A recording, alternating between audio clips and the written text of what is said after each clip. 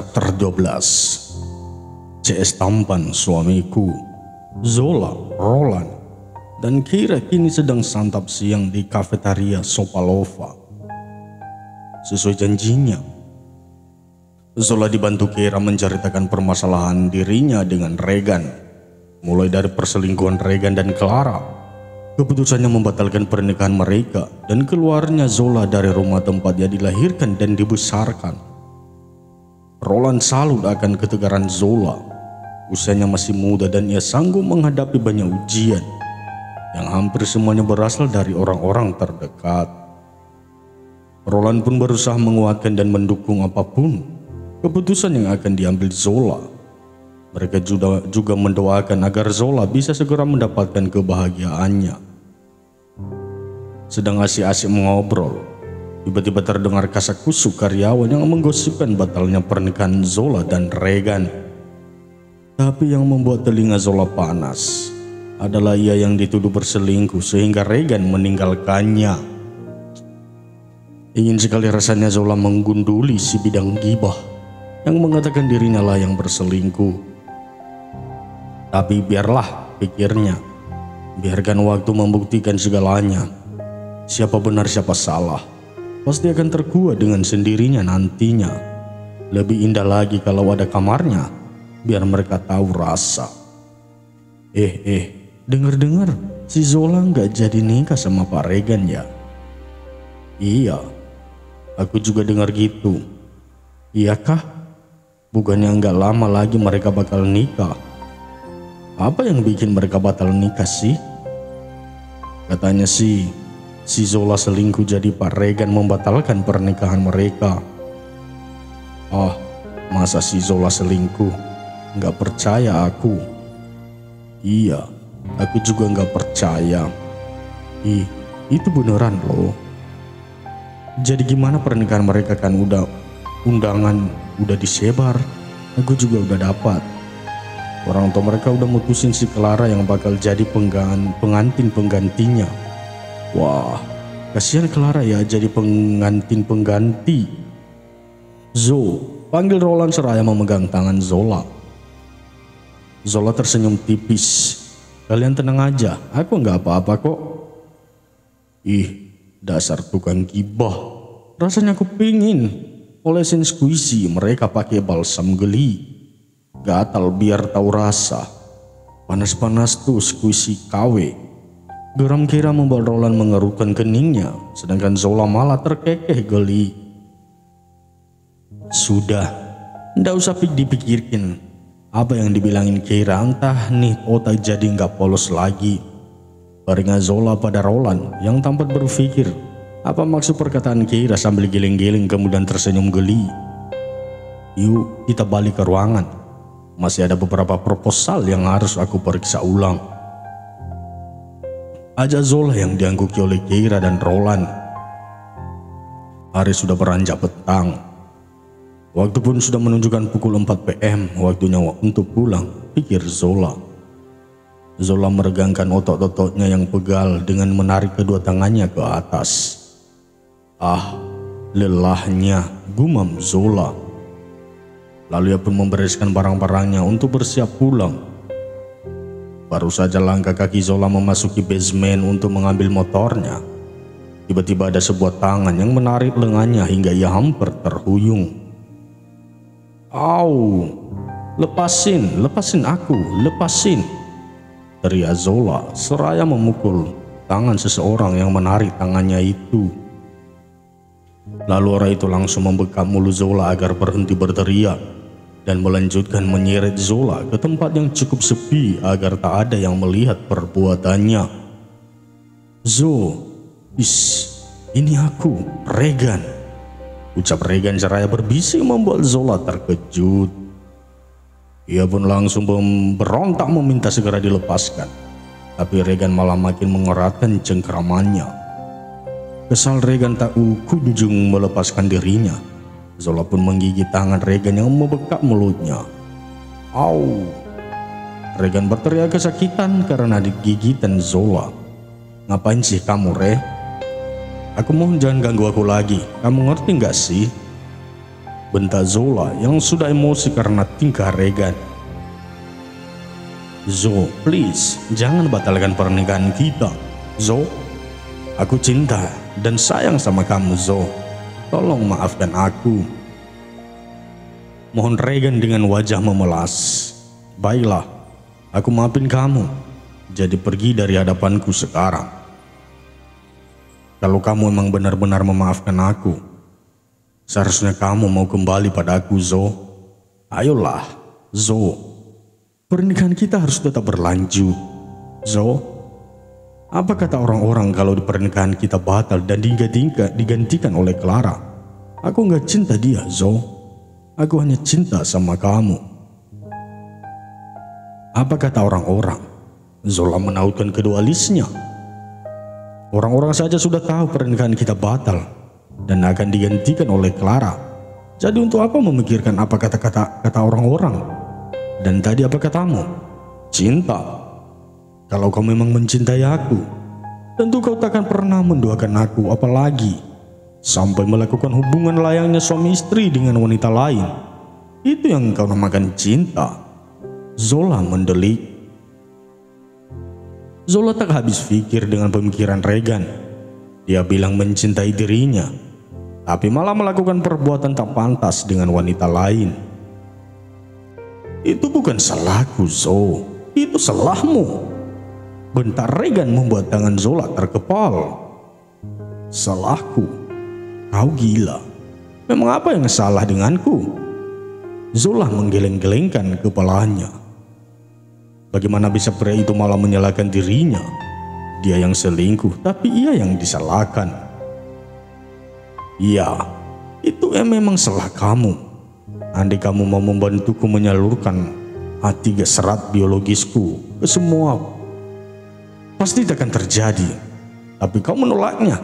Aku pun terpaksa melakukan dengan Clara karena kau tahu tak mau bercinta denganku." Serga Regan membuat Zola membolak-balikan matanya. Apa dia tak salah dengar? Itu salahnya karena tak menelayani N4 Su sialan si bronze itu. Gila, benar-benar gila, pikir Zola. Beruntung yang membatalkan pernikahan mereka. Kalau tidak, bisa-bisa ia bisa ikut-ikutan gila. Zola terkekeh mendengar penuturan Regan. "Gila, kau emang udah gila, Re. Hanya karena aku menolak berhubungan intim denganmu, jadi kau melampiaskannya dengan bercinta dengan wanita lain. Hahaha. Aku jadi semakin mantap dan yakin kalau pembatalan pernikahan kita adalah yang terbaik. Karena kalau terus dilanjutkan, bisa-bisa aku ikutan jadi gila seperti dirimu, Re." Zola tertawa miris. Ia tak menyangka inilah sisi asli seorang Regan. "Baiklah, kalau kau tak mau kembali denganku, maka jangan salahkan aku yang harus menggunakan cara kasar. Aku takkan pernah melepaskanmu, Zo," seringai Regan. Lalu dengan gerakan cepat, Regan menarik tangan Zola dan kembali membekap mulut Zola agar tidak bisa berteriak. Dengan sekuat tenaga, Regan pun menyeret Zola menuju sebuah ruangan kosong di sudut basement. Setelah tiba di ruangan itu, Regan segera mendorong tubuh Zola hingga ia terjerembab ke lantai yang dingin. Regan menyeringai, bila Zola tak mau menikah dengannya, maka ia yang akan membuatnya terpaksa tetap menikah dengan dirinya. Regan melepaskan simpul dasi yang melilit lehernya, lalu membuka kancing di lengan kemejanya, dilanjut kancing baju bagian depan satu persatu. Zola yang menyadari posisinya terancam, berusaha untuk lari. Namun sayang, gerakan Regan lebih cepat sehingga ia malah jatuh ke pelukan Regan. Regan pun mendorong tubuh Zola hingga merapat ke dinding. Kemudian ia mendaratkan big spear-nya di big spear Zola, kemudian melompat-lompatkannya dengan keras dan menuntun membuat nafas Zola terengah-engah. Tangan Regan pun tak dapat diam, dengan keras ia menarik blazer yang membalut tubuh Zola dan melemparnya ke sembarangan. Kemudian ia menarik kemeja putih Zola hingga terdengar suara sobekan dan kancingnya pun berhambur ke lantai. Seseorang, tolong aku, lirik Zola dalam hati dengan air mata yang sudah berderai. Chapter 13. Bra, terdengar suara pintu didobrak dari luar dengan kuat, hingga handle-nya terlihat renggang dan hampir lepas. Monyet sialan, siapa yang berani-beraninya mengganggu kesenanganku? Umpat Regan kesal. AMPH. Zola berusaha untuk berteriak minta tolong, tapi mulutnya telah dibekap kembali dengan kuat oleh Regan. Ia tak mau sampai ketahuan orang lain. Bagaimanapun niatnya harus ia wujudkan. Ia ingin memiliki Zola seutuhnya walau harus menjadi bajingan sekalipun. Setelah ia rasa tak mendengar suara lagi di luar, Regan kembali menyeringnya sambil menatap Zola dengan tatapan mengerikan membuat Zola bergidik ngeri. Lalu Regan melepas tangannya dari mulut Zola dan melingkarkannya ke pinggang Zola agar mereka makin merapat. Lepaskan aku, brengsek. Jangan macam-macam kamu, Ray, atau aku akan membenci kamu seumur hidupku. Lepasin gak? Bentak Zola saat tangan Regan sudah tak lagi membekapnya. Terserah kau mau membenciku atau apapun itu. Yang penting kau harus jadi milikku, Zo. Hanya milikku, bisik Regan dengan menyeringai. Matanya sudah ditutup kabut H4 serat. Akal sehatnya telah dikuasai oleh N4 Su, sehingga ia tak bisa lagi membedakan benar dan salah. Lep, bra. Mata Regan melotot sebab pintu yang tadi tertutup telah terpelanting hingga terlepas dari tempatnya. Tak lama kemudian muncul sesosok pria yang dengan tubuh tegap dan gagah dari sana. Regan makin membelak-belakan matanya saat tahu orang itu adalah pria yang paling dibencinya. Brengsek, apa-apaan kau? Hah? Bentar Regan murka karena kegiatannya diganggu. Dasar bedebah. Bu. Elar meninju rahang Regan hingga bibirnya pecah dan berdarah. Lalu ia menendang perutnya dan menerjang punggungnya, membuat Regan terhempas ke lantai. Regan kembali mencoba bangkit lalu ia menyeka darah yang menetes dari ujung bibirnya. Jangan ikut campur urusanku, brengsek. Dia itu calon istriku, jadi terserah aku mau melakukan apa. Regan berteriak. Suasana yang sempit karena semua karyawan perusahaan sudah pulang membuatnya bisa berteriak dengan leluasa. Apa kau bilang? Jangan ikut campur. Kau mau memperkaos seorang perempuan di perusahaan ini? Itu salah, brengsek. Dan apa katamu tadi? Calon istri. Semua karyawan di perusahaan ini juga sudah tahu kalian tak jadi menikah. Jadi kau tak pantas memperlakukannya seperti itu. Bukankah kau sudah memiliki jelang sendiri untuk memuaskanmu? Jadi mengapa kau masih berusaha memaksakan dirimu pada Zola? Balas, Elar. Aku bilang jangan ikut campur urusanku, brengsek. Dasar obe tak tahu diri. Kau pikir kau hebat, hah? Lalu Regan mengangkat sebuah kursi yang tergeletak di sana. Kemudian dia melemparkan ke arah Elar. Elar mencoba menghindar, namun kursi tersebut sedikit mengenai punggungnya. Brah, sialan. Teriakan Zola panik melihat benturan kursi yang begitu keras mengenai punggung Elar. Rasakan kau. Regan tertawa bahagia. Regan, kau sungguh brengsek. Bagi Zola dengan kedua tangan, berusaha menarik kemejanya agar menutupi area depan tubuhnya yang terekspos. Elar tersenyum saat mendengarkan nada khawatir dari Zola. Tenanglah Zo, aku tidak semudah itu ditumbangkan, ucap Elar menenangkan Zola. Lalu Elar kembali berdiri tegak menghadap Regan dengan langkah pasti. Ia kembali melayangkan kepala tepatnya di area hidung hingga membuat Regan terhuyung ke belakang membentur dinding. Kau tidak apa-apa. Dan Zola panik. Tangannya ingin memeriksa punggung Elar. tapi tak bisa karena tangannya sedang berusaha menahan kemejanya agar tidak terbuka. Elar tersenyum dengan tenang lalu mengusap-usap sisa-sisa air mata di bawah Zola dan merapikan rambutnya yang berantakan. "Aku tidak apa-apa," jawabnya tenang. Lalu Elar melepaskan jaketnya dan memakaikannya pada Zola. Dia tarik resleting depannya agar tertutup sempurna. Kembali tangannya membelai pipi Zola. "Ayo, aku antar kamu pulang," ucap Elar sambil memapat tubuh Zola yang masih tampak bergetar. Diliriknya Regan yang sedang berusaha berdiri namun gagal.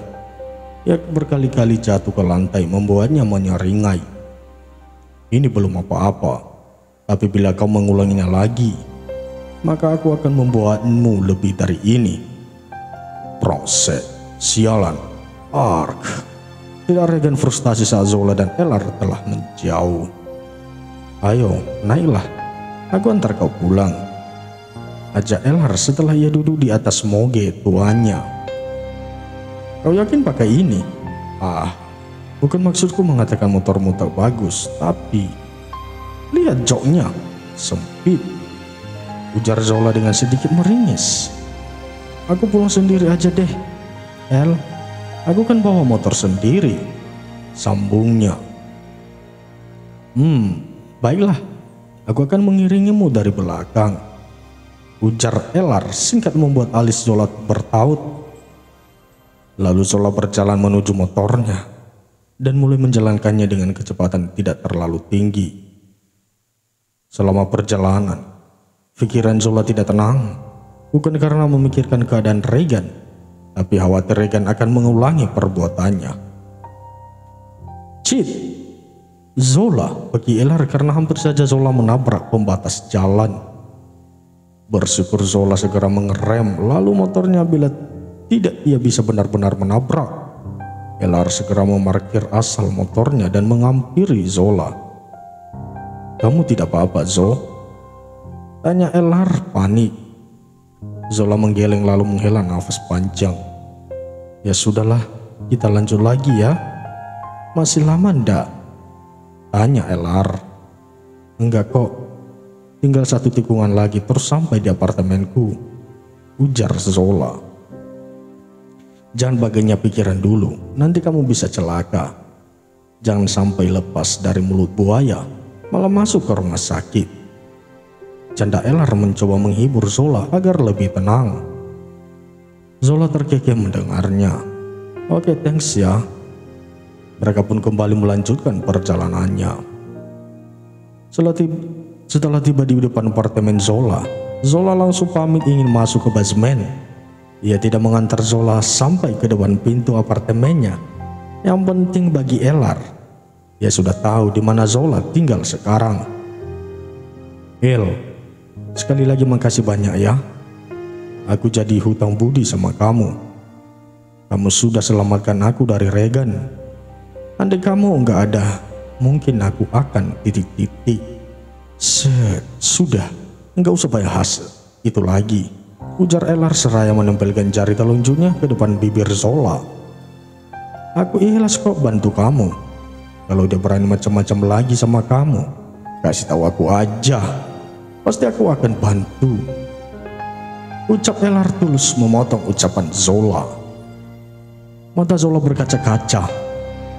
Bagaimana Elar yang notabene adalah orang lain, orang yang baru dikenalnya, malah berbuat baik padanya dan menyelamatkan dirinya. Tapi Regan yang adalah calon suaminya sendiri malah mengkhianatinya, dan hari ini lebih parah, dia mencoba menodai dirinya. Hal itu tentu memperkuat keputusannya bahwa membatalkan pernikahan itu adalah yang terbaik untuk kebahagiaannya. Bukankah menikah itu untuk bahagia? Bila ia memaksakan diri tetap menikah dengan Regan, maka tak ada jaminan ia akan bahagia. Justru sebaliknya, pasti ia akan menderita dan selalu dibayangi rasa takut akan pengkhianatan yang mungkin saja terjadi lagi. Tak lama kemudian, Elar pun pergi dari hadapan Zola. Setelah bayangan Elar sudah benar-benar menghilang dari hadapannya, Zola segera menuju ke basement untuk menyimpan motornya. Chapter 14. Zola memasuki apartemen miliknya dengan tubuh bergetar. Sudah sejak tadi ia coba menutupi kerapuhannya. Ia tak mau terlihat lemah di hadapan orang lain. Ia tak mau terlihat kalah di hadapan orang lain. Sekuat tenaga yang menutupi kesakitannya. Namun setibanya di dalam apartemen miliknya, semua luruh. Air mata yang sejak tadi dia tahannya, akhirnya tumpah ruah membasahi pipi. Dilemparnya tas miliknya, lalu dengan tergesa ia masuk ke dalam kamar mandi dan menyalakan shower. Zola terduduk di lantai kamar mandi dan menutup wajahnya dengan kedua tangan. Ia biarkan air mengguyur tubuhnya yang masih berpakaian lengkap. Zola hanya ingin membersihkan jejak-jejak yang ditinggalkan Regan tadi. Bahkan jaket yang dipakaikan Elar pun jadi ikut basah karenanya. Zola menangis dan meraung seorang diri. Apa salahnya, apa dosanya hingga orang-orang yang disayanginya begitu tega menyakiti dirinya? Apakah ia seorang penjahat yang berdosa besar di masa lalu, hingga di masa kini ia harus menebus semuanya dengan penderitaan? Zola meraung sambil menjambak rambutnya sendiri. Dibukanya semua pakaian yang menempel di tubuhnya. Sekuat tenaga, ia gosok-gosok setiap inci kulitnya yang sempat dijamah Regan hingga memerah. Begitupun bibirnya yang sempat dilum Regan. Ia gosok-gosok terus hingga tanpa sadar kulitnya telah lecet. Ia merasa jijik karena baginya Regan adalah lelaki kotor. Apalagi saat mengingat video percintaan di ruang kantor dengan Clara membuatnya semakin jijik. Zola memaki dirinya sendiri mengapa ia begitu lemah dan tak berdaya menghadapi Regan. Ada sudah pukul 9 malam. Masih terlalu dini untuk tidur, pikir Zola, jadi ia mengisi waktunya dengan menonton televisi. Padahal sebenarnya bukan ia yang menonton televisi, tetapi televisilah yang menonton dirinya. Karena sejak tadi pandangan Zola kosong. Ia sama sekali tak peduli pada apa yang ditayangkan di televisi. Tak lama kemudian, terdengar suara bel berbunyi. Zola pun segera tersadar dari lamunannya. Ia tahu pasti siapa itu. Ia pun segera berdiri dari duduknya kemudian berjalan menuju pintu. Zola memeriksa intercomnya terlebih dahulu untuk memastikan siapa yang bertamu di malam-malam seperti ini. Zola lantas tersenyum lebar. Duganya ternyata benar. Walau ia sudah yakin itu Keira, tapi ia tetap harus waspada. Dibukanya pintu. Keira pun langsung berhambur masuk ke dalam apartemen Zola dengan senyum lebarnya. Tiba-tiba, mata Keira memicing saat melihat wajah sembab Zola. "Kamu habis nangis, Zo?" tanya Keira yang sudah curiga. "Kelihatan jelas ya." Zola mengusap-usap wajahnya dengan telapak tangannya. Lalu yang melangkah ke depan cermin untuk melihat jelas bagaimana rupanya saat ini. "Wah, aku jadi jelek banget. Udah seperti istri jadi yang habis kena KDRT sama suaminya," ujar Zola sambil terkekeh. Namun tanpa diminta air mata itu luruh kembali. "Kamu kenapa, Zo? Cerita sama aku. Bukannya di kantor tadi kamu baik-baik aja." Keira berusaha meminta penjelasan. Lalu mereka pun duduk berdampingan. Zola kembali tergugu. Isak tangisnya sungguh memilukan. Bahkan mata Keira pun kini sudah berkaca-kaca. Keira masih diam seraya memeluk tubuh Zola dan mengusap punggungnya.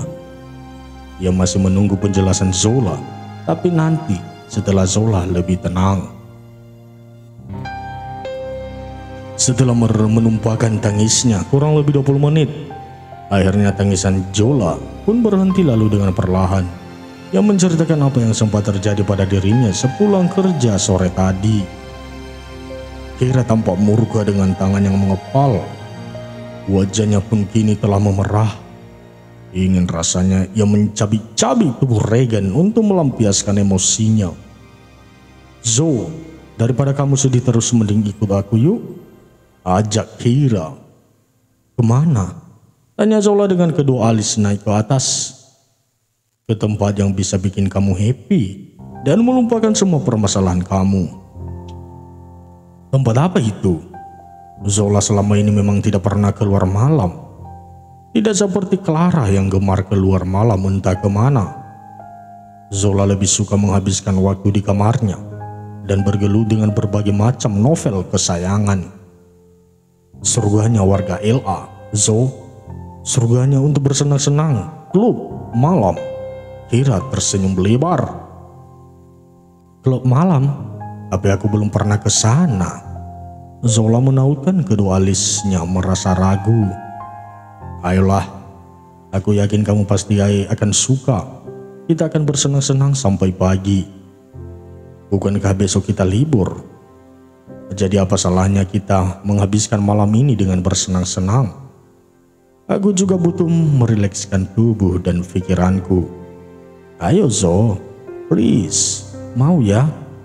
Ujuk Keira dengan wajah memelas. Oke, tapi kamu jangan jauh-jauh ya. Aku takut soalnya. Ujar Zola seraya menggaruk tengkuknya. Oke, aku siap-siap dulu. Kamu buruan siap-siap. Kita ketemuan di basement. Kita pergi pakai mobilku aja ya. Oke? Oke, sahut Zola. Lalu Keira pun berlalu menuju apartemen miliknya untuk berganti pakaian. Begitu juga Zola. Ia bersiap-siap. Benar kata Keira. Mungkin dengan bersenang-senang ia dapat sedikit melupakan kesedihannya. Minum sedikit tak apalah, pikirnya. Setelah selesai, Zola segera turun ke basement. Ternyata Keira telah duduk di atas kap mobil. Keira terlebih sangat seksi dengan mini dress miliknya. Wow, you are so sexy girl, puji Zola. Kau pun tak kalah seksi girl. Come on, seru Keira dengan menyeringai. Hanya butuh waktu kurang lebih 30 menit. Zola dan Keira telah tiba di sebuah klub. Malam terbesar di LA. Suasana tampak begitu ramai, mungkin karena besok hari libur jadi mereka menghabiskan waktu dengan bersenang-senang di klub malam. Hingga dengar musik memenuhi ruangan yang serba gemerlap itu. Zola tampak takjub karena ia baru pertama kali ke sini. Sepanjang kaki melangkah, ia seperti melihat tautan manusia bayi yang sibuk dengan minuman dalam gelasnya, maupun dengan pasangan mereka yang entah kekasih atau hanya wanita panggilan. Banyak pasang mata yang melihat takjub ke arah Zola. Bukan hanya karena pakaian yang ia pakai cukup seksi, tapi karena Zola begitu cantik. Dengan dress hitam selutut, tanpa lengan yang super ketat dan rambut hitam pekat terurai, mengekspos leher dan kakinya yang jenjang dan putih mulus. Keira tampak menari-nari tangan Zola untuk duduk di sebuah sofa panjang. Lalu ia memperkenalkan orang-orang di sana satu persatu. Yang merupakan teman-temannya. Zola cukup terkejut. Sepertinya Keira cukup sering pergi ke klub malam. Tidak seperti dirinya yang baru pertama kali. Hai, aku Andrew. Zola, sahut Zola. Aku Levin. Zola. Aku Treci dan dia Ele. Aku Zola. Kamu rekan kerja Keira? Tanya Andrew. Iya, kami satu divisi. Sepertinya aku baru pertama kali melihatmu di sini ya. Tebak Ele. Iya, aku memang baru pertama kali ke sini, sahutnya santai. Lalu Keira membantu Zola memesankan minuman untuk mereka. Zola meminta minuman yang kadar alkoholnya tidak terlalu tinggi, sebab toleransi alkoholnya masih rendah. Mereka pun berbincang sambil minum bersama. Ada juga yang turun ke lantai dansa untuk menikmati rama musik yang menghentak dengan meliuk-liukan badan. Masukkan ini ke minuman gadis itu. Jangan sampai salah, bisik seseorang pada salah seorang pelayan. Ingat, jangan sampai ketahuan. Dan ini untukmu. ujar seseorang itu seraya memberikan beberapa lembar dolar yang disambut pelayan itu dengan girang.